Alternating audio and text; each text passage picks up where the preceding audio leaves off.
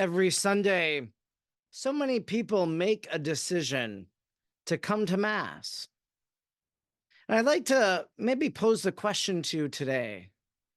Why is it that you decide to come to Mass Sunday after Sunday?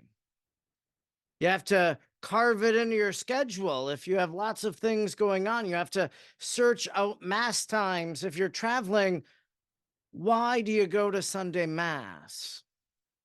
I think there's probably a few good reasons why someone goes to Sunday Mass. More or less, maybe two, really. The first is kind of this sense of obligation. I go to Sunday Mass because I'm supposed to. I have to. If I don't, it's a sin. I want to go to heaven. I don't want to go to hell. I come to Mass out of obligation.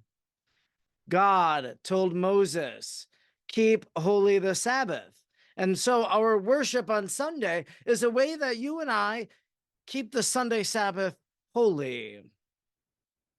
So that's a reason why people go to Sunday Mass. Maybe another reason, and perhaps the better reason, God, of course, can use that obligation. He can change hearts and minds if we're coming out of this obligatory sense, but maybe a better reason. I come to Mass because I love God. I come to Mass because I love God with all my mind, heart, and soul. I come to Mass because I want to worship and adore the living God. I come to Mass because by the overshadowing of the Holy Spirit, bread and wine today is going to become the body, blood, soul, and divinity of Jesus. So I come to Mass because I want to receive him in Holy Communion. I think that's the better reason, moving from obligation to love and adoration and worship. Now, for a second question. Do you believe the things that we profess as we come to Sunday Mass? This weekend is Trinity Sunday. We believe God is Father, Son, and Spirit. Do I believe those things that I profess in the Creed later today? Do I believe that God exists, or do I come to Sunday Mass because it's routine, I'm supposed to, but I don't even know if God is real or God exists? Do you believe God exists, that he loves you, that he cares about you, that he hears you when you pray to him? Do you believe that in the Eucharist that we receive at Mass, that that's truly the Lord, and that he comes to make his home in our heart and in our soul? Do you believe? It's an interesting thing what took place in our gospel today. It says that the apostles, when they're with Jesus, and Jesus is sending them out to baptize in the name of the Father, the Son, and the Holy Spirit, but it says they worshiped, but they doubted.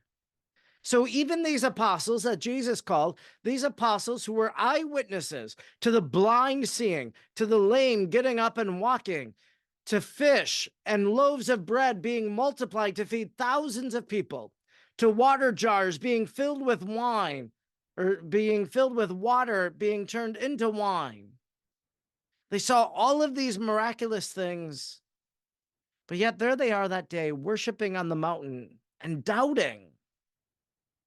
Jesus had died on the cross, was placed in the tomb, but he rose from the grave. He appeared to them. And now, before he ascended into heaven in the gospel, he was sending them out. But yet there they are, worshiping with doubt. Do I have doubt in my heart, in my soul, in my mind as I come to Mass?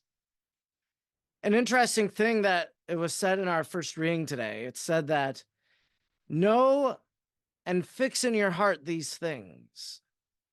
To know, I can know God exists. I can know God is real, that he loves me. I can know that God is present in the Holy Eucharist, but to fix it in my heart, to believe it, with my entire mind, heart, soul, and being, that my life is forever changed because of what I believe in every time I come to Sunday Mass.